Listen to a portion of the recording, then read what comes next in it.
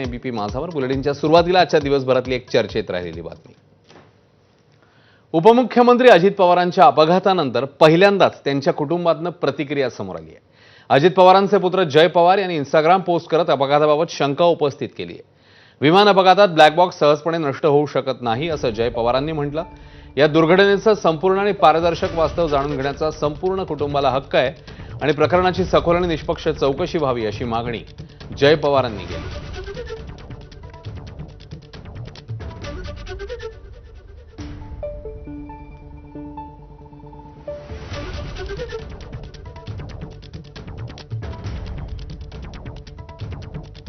तर विमान अपघातात हा ब्लॅक बॉक्स नष्ट होऊ शकत नाही, जनतेला दुर्घटनेचं पूर्ण सत्य जाणून घेण्याचा अधिकार आहे असं जय पवारांनी म्हटलं आणि सखोल निष्पक्ष चौकशीची मागणीही त्यांनी केली।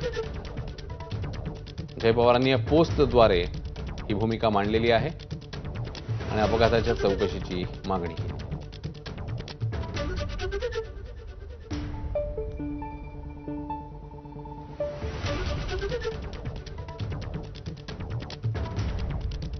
इकडे सलग तिसऱ्या पत्रकार परिषदेतनं रोहित पवारांनी उपमुख्यमंत्री अजित पवारांच्या अपघाती निधनाबाबत सवाल उपस्थित केलेत। यावेळी रोहित पवारांनी VSR कंपनीच्या मालकापासून थेट विमानाच्या दर्जाबाबत प्रश्नचिन्ह उपस्थित केलं। अजितदादांना बारामतीला घेऊन गेलेल्या विमानात एवढं इंधन का भरण्यात आलं होतं असा सवालही त्यांनी उपस्थित केलाय। तर VSRच्या मालकाच्या मुलाच्या लग्नातल्या वऱ्हाडींमध्ये केंद्रीय हवाई मंत्र्यांचाही समावेश असल्याचं सांगत त्यांनी राममोहन नायडू यांच्यावरही बोट ठेवलं।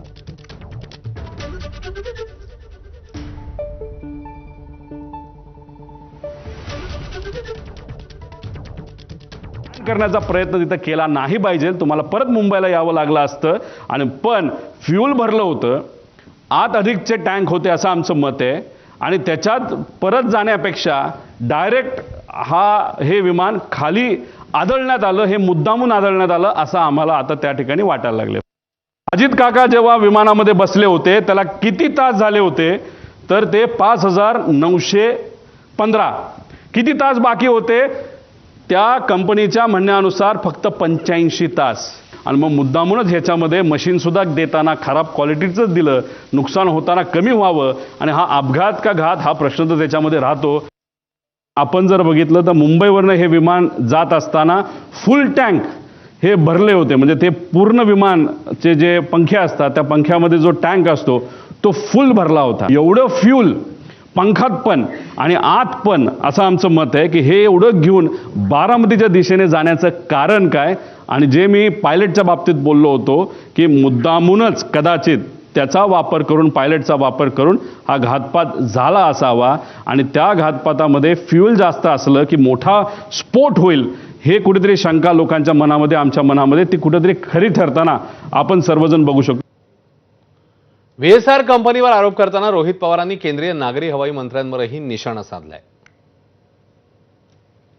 TDPचे एक प्रमुख नेते त्या लग्नाला रोहित सिंगच्या VSRचा जो मालक आहे त्याच्या लग्नाला राजस्थानला हे गेले होते।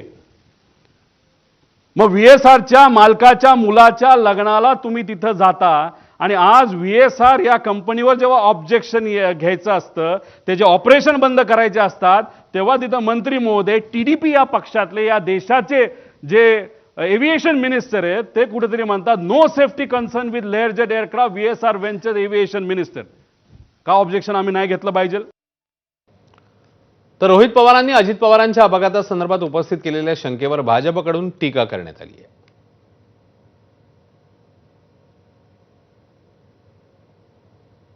म्हणजे या अशा दुर्दैवी प्रकरणामध्ये राजकारण करण्याचा जो प्रयत्न सुरू आहे तो दुर्दैवी आहे। दुःखामध्ये आधार देण्यापेक्षा मला वाटतं लोकांचा बुद्धिभेद करण्याचा काही मंडळी प्रयत्न करतात। हा सरणावर पोळी भाजण्याचा प्रकार आहे, आपल्या स्वतःची पोळी भाजण्याचा प्रकार आहे।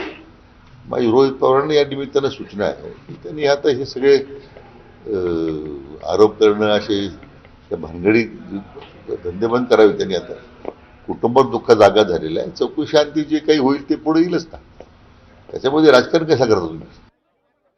रोहित पवारांना काही जर शंका असतील ते प्रेझेंटेशन करणं ठीक आहे, त्यांना त्यांचा योग्य काय निर्णय ते करतील, पण याची बद्दलची दखल स्वतः मुख्यमंत्र्यांनी आणि सरकारने घेतली आहे, केंद्राने घेतली आहे, राज्यांनी घेतली आहे, दोन्ही सरकारने घेतली आहे आणि त्यांच्या शंका ज्या आहेत त्या तपास यंत्रणेला ते देतील। आणि त्यावर तपास यंत्रणा नेमक्या चौकशा करतील.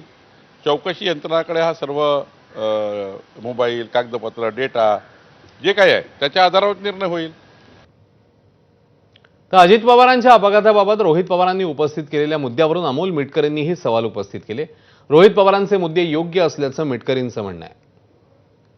17 दिवस झाले फक्त ब्लॅक बॉक्स सापडतो, तो पण जळलेला.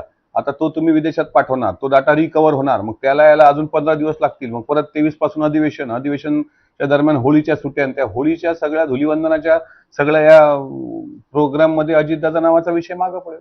मला असं वाटते रोहित पवारांनी उपस्थित केलेले मुद्दे अत्यंत अभ्यासपूर्ण मुद्दे आहेत. त्या दृष्टीनं खरोखर महाराष्ट्र सरकारने गंभीर दखल घ्यावी. उपमुख्यमंत्री अजित पवारांच्या अपघाती निधनानंतर राष्ट्रवादीचा राष्ट्रीय अध्यक्ष नेमका कोण होणार याची जोरदार चर्चा सुरू असताना सुनेत्रा